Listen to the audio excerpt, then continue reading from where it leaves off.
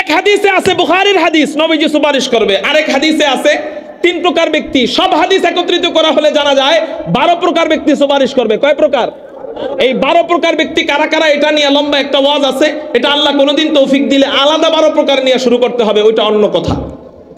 তাহলে হুজুর সত্য কোনটা? একদিকে শুনি নবী সুপারিশ করবে, আরেকদিকে শুনি 12 প্রকার ব্যক্তি সুপারিশ করবে। সত্য কোনটা? দুটোটাই সত্য। কেমনে সত্য? কয় শাফাআত 2 প্রকার। জোরে বলেন কয় প্রকার?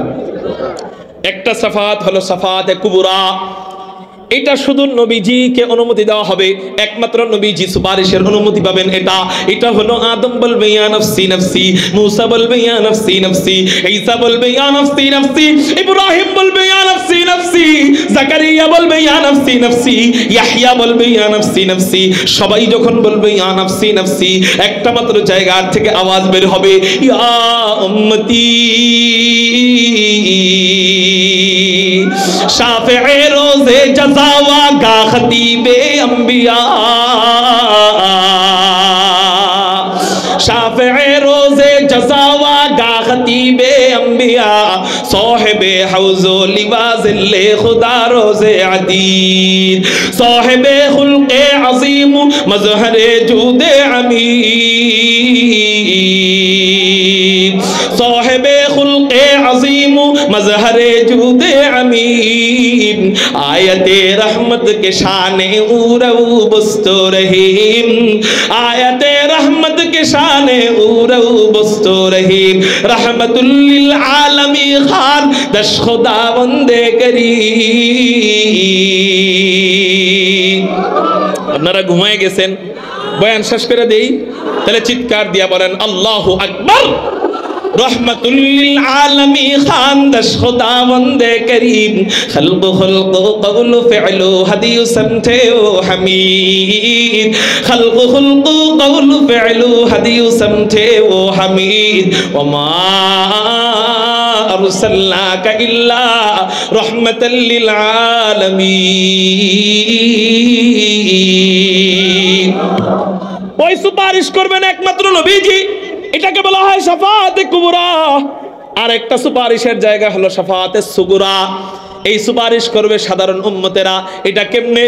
নবীজি সুপারিশের অনুমতি দেওয়ার পর, নবীজি সুপারিশ করার পরে বিশাল বড় এক জামাত হয়ে যাবে জান্নাতি। ওই জান্নাতীদেরকে আল্লাহ আরো 12টা গ্রুপকে সুপারিশের অনুমতি দিবে, আলাদা পরে 12 গ্রুপ সুপারিশ করবে। এই সুপারিশের নাম হলো শাফাআতে সুগরা। তাহলে বলেন শাফাআতে কুবরার অধিকারী হবে কয়জন, আর শাফাআতে সুগরার অধিকারী হবে কয়জন? 12 জন। বুঝতে পারছেন এবার? তাহলে এর মধ্যে থেকে প্রথম 3 জন কারা? নবীজি বলেন আল আম্বিয়া, নবীগণকে আল্লাহ সুপারিশের অনুমতি দিবেন। 2 নাম্বার সুম্মাল উলামা, উলামায়ে কেরামদেরকে আল্লাহ সুপারিশের অনুমতি দিবেন। 3 নাম্বার সুম্মা শুহাদা, 3 নাম্বার শহীদদেরকে আল্লাহ সুপারিশের অনুমতি দিবেন। এখন প্রশ্ন হইল হুজুর, নবীগণ কয়জনের ব্যাপারে সুপারিশ করবে? আলেমগণ কয়জনের ব্যাপারে সুপারিশ করবে? শহীদগণ কয়জনের ব্যাপারে সুপারিশ করবে? উত্তরটা শুনবেননি?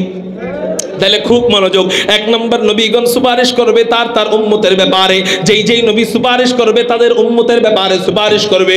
2 নম্বর আলেমগণ সুপারিশ করবে কাদের ব্যাপারে একটু পরে বলতেছি। 3 নম্বর শহীদগণ সুপারিশ করবে, শহীদগণ সুপারিশ করবে কমপক্ষে 70 জনের ব্যাপারে।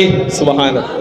নবীজি হাদিসের মধ্যে জানায় দেয় যে 70 জনের ব্যাপারে একজন শহীদ সুপারিশ করতে পারবে, বাকি রইল আলেম। আলেম কয়জনের ব্যাপারে সুপারিশ করবে এটা আমরা অন্য হাদিস থেকে জানি। নবীজি বলেন একজন আলেম যখন জান্নাতের দিকে যাবে, কিছু ব্যক্তিরা তার কাছে আসবে, আইসা বলবে হযরত আমি আপনাকে ভালোবাসি, আমি আপনাকে মহব্বত করি। ওই ব্যক্তি বলবে আমি তো তোমাকে চিনি না, তুমি আমাকে মহব্বত করো, এর প্রমাণ কি? ওই ব্যক্তি তখন বলবে হযরত আমি আপনাকে জীবনে একবার সাহায্য করেছিলাম। কি করেছিলাম? হাদিসের মধ্যে আসছে ওই ব্যক্তি বলবে আমি আপনাকে কমপক্ষে ওযুর পানি দিয়ে সহায়তা করেছিলাম। কি পানি দিয়া? ওযুর পানি দিয়ে সাহায্য করেছিলাম। ওই হুজুর বলবে, ও তুমি নি? হ্যাঁ আমি। আচ্ছা আচ্ছা, তুমি আমাকে মহব্বত করো, এটা আগে বলবো না, চলো আল্লাহর কাছে নিয়ে যাই। ওই আলেম আল্লাহর কাছে যাবে, যাওয়ার পরে বলবে, আল্লাহ এই ব্যক্তিটা আমারে অনেক মহব্বত করে। আল্লাহ বলবে, আসলেই মহব্বত করে তোমাকে, আমিও জানি তোমাকে মহব্বত করে, কিন্তু ওর ব্যাপারে এতক্ষণ কেউ সুপারিশ করে নাই, তুমি সুপারিশ করতেছো। আলেম বলবে, আল্লাহ হ্যাঁ আমি সুপারিশ করতেছি। আল্লাহ বলবে, যাও তোমার সুপারিশের বরকতে আমি আল্লাহ সব মহব্বতকারী বান্দাদেরকে জান্নাতি বানায় দিলাম। এই জন্যই তো নবীজি বলেন, তুমি যদি জান্নাতি হইতে চাও তাহলে এক নাম্বার কাজ করো, কুন আলিমান, তুমি আলেম হও। যদি আলেম হইতে না পারো, আও মুতাআল্লিমান, আলেমের ছাত্র হও।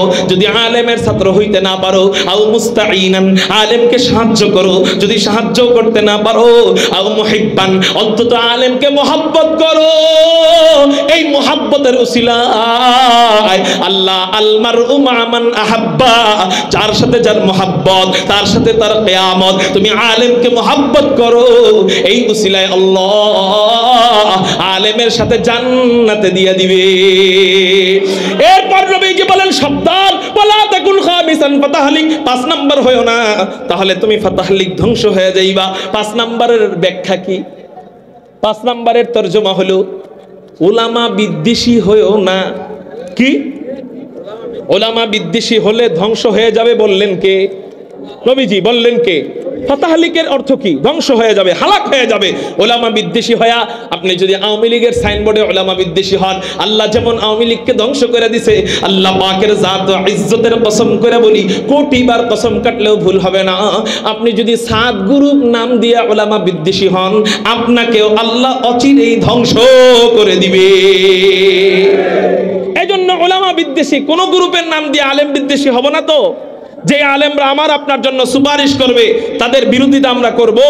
কোন আলেমের নজরিয়া, কোন আলেমের মতামত আমার বুঝে না আসলে চুপ থাকবো, কিন্তু বিরোধিতা করব। তাহলে আলেমদের ব্যাপারে রহমতের বার্তা দিলেন নবীজি, তার মানে আমার নবীজি আলেমদের জন্য রহমত। জোরে বলেন সুবহানাল্লাহ। আলেম মানুষদের মধ্যে 6 নাম্বার শ্রেণী হাফেজে কোরআন। চিৎকার দিয়া বলেন কারা? হাফেজে কোরআনদের জন্য আমার নবীজি কিভাবে রহমত। নবীজি ইবনে মাজাহ শরীফের কিতাবের মধ্যে জানায় দেয়, ক্বালা রাসূলুল্লাহ সাল্লাল্লাহু আলাইহি ওয়াসাল্লাম, মান ক্বারাআল কুরআন ফাস্তাযহারাহু ফাআহাল্লা হালালাহু ওয়া হাররামা হারামাহু আদখালাহু আল্লাহুল জান্নাহ ওয়া শাফাআহু ফি আশরাতিন মিন আহলি বাইতিহি ক্বাদ ওয়াজাবাত লাহুমুন নার।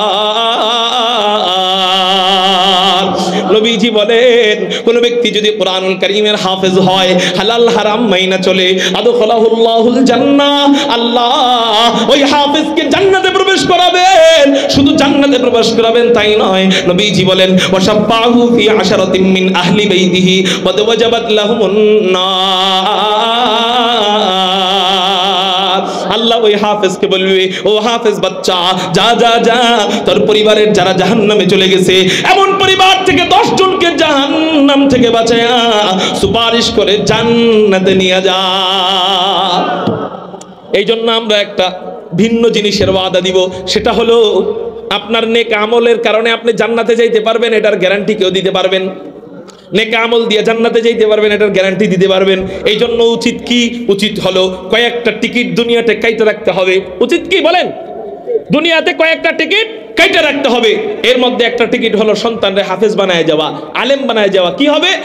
যদি আমার মিজানের পাল্লার মধ্যে নেকের পাল্লা হালকা হয়ে যায়, বদের পাল্লা ভারী হয়ে যায়, তাহলে আমি জান্নাতি না জাহান্নামী? জাহান্নামী। বদের পাল্লা ভারী হয়ে গেলে আমি কি? জাহান্নামী। তো জাহান্নামে চলে গেলে আমি যদি আরেকটা টিকিট কাইটা রাখি, সেটা হলো আমার সন্তানটারে হাফেজ বানাই, আলেম বানাই, ওই ছেলে আমাকে নিয়ে জান্নাতে চলে যাবে। এজন্য চোখ বন্ধ করলে ইঞ্জিনিয়ার পোলা আর কাজে আসবে না, চোখ বন্ধ করলে ডাক্তার ছেলে আর কাজে আসবে না, কিন্তু চোখ বন্ধ করার পর থেকে আলেম আর হাফেজ সন্তানের কাজে লাগা শুরু হবে। এই জন্য এই ময়দান থেকে ওয়াদা দিতে রাজি আছেন কারা কারা? আমার একটা ছেলে, একটা মেয়ে, একটা ছেলে আমি হাফেজ আলেম, হাফেজা আলেমা বানাবো কারা কারা? আল্লাহু আকবার বলে 2 হাত আল্লাহর দেয়। হুদাই হাত উঠাইছেন না? পাক্কা ওয়াদা? পাক্কা ওয়াদা ইনশাআল্লাহ? হাত নামান, হাত নামান। আল্লাহ তুমি কবুল করো। বহুত ইঞ্জিনিয়ারের বাপ ইঞ্জিনিয়ার সন্তানের চেহারাটা দেখে মরতে পারে নাই। ইঞ্জিনিয়ার হওয়ার আগে বাপ মরে গেছে, ডাক্তার হওয়ার আগে বাপ মারা গেছে, ব্যারিস্টার হওয়ার আগে বাপ মারা গেছে, আচ্ছা গাধার মতো খাটলো সন্তানকে শিক্ষিত বানানোর জন্য, কিন্তু শিক্ষিত বানানোর আগে বাপ মরে গেল, বাপের কি লাভ হইল? কোন বাপের কি লাভ? এজন্য ভাই আমি বলি না ইঞ্জিনিয়ার বানায়েন না, আমি বলি না ডাক্তার বানায়েন না, আমি বলি না ব্যারিস্টার বানায়েন না, বানান, কিন্তু নিজের ঘর থেকে একজন সুপারিশকারী রাইখা না গেলে আমি আপনার লেগে সুপারিশ করতে যাবো না। আমি জান্নাতে যাই না জাহান্নামে যাই, ঠিক নাই? আমি কে? আমি আপনার জন্য সুপারিশ করতে যাব কেন? আপনি আমার জন্য সুপারিশ করতে আসবেন কেন? তখন মা সন্তানকে চিনবো না, আপনি আমারে চিনবেন? এজন্য নিজের ঘর থেকে একজন সুপারিশকারী রাইখা গেলে তার জন্য হাসরের ময়দানে কোনো টেনশন থাকবে। এজন্য ছেলে মেয়েদেরকে মাদ্রাসায় পড়াবেন তো ইনশাআল্লাহ। তাহলে কয় নাম্বার শ্রেণী গেল? 6 নাম্বার। জোরে বলেন কয় নাম্বার? নবীজির হাদিসগুলো শুনতে আপনাদেরকে অনেক বিরক্ত লাগতেছে। নবীর হাদিস যে যত মনোযোগ দিয়ে শুনবে আল্লাহ তার দিলে নবীজির ইশক তত বেশি ঢুকায় দিবেন। বলেন আলহামদুলিল্লাহ। 6 নাম্বার শ্রেণী হাফেজদের জন্য আমার নবী রহমত। জোরে বলেন আলহামদুলিল্লাহ। 7 নাম্বার শ্রেণী, মনোযোগ আসেনি আপনাদের? কার কার মনোযোগ নাই আল্লাহু আকবার বলে হাত উঠান। আচ্ছা একজন বাদে সবার মনোযোগ আছে, কোন আলহামদুলিল্লাহ। এবার খুব খেয়াল করেন,